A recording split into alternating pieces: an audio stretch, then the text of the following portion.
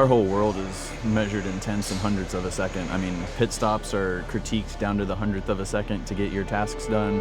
Every tenth matters, and so attention to detail is huge. You know, there's 40 teams out there on pit road that are competing.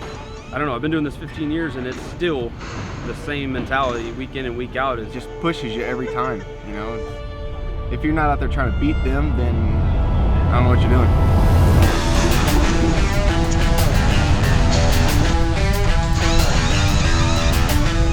So the three things that we're looking for the most are sensitivity, protection, and flexibility in these gloves, and Mechanix provides that for us every single time.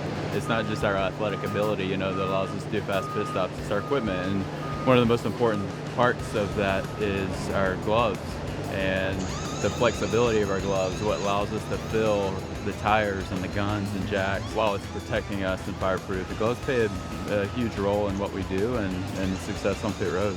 Sometimes those tires can be, you know, anywhere from 500 to 700 degrees, you know, when you're pulling them off. So even though we're only touching them for a split second, they're still hot enough to burn your fingers. So the Mechanix gloves, if that can keep me in my process without thinking about my fingers being burned, obviously that helps a ton. We're using a different tire, or we're kind of creating a new position. Now jackmen have to be carriers and different things like that. The equipment needs to evolve as well, so it's huge that Mechanix is willing to work with us, willing to work on materials, durability, colors.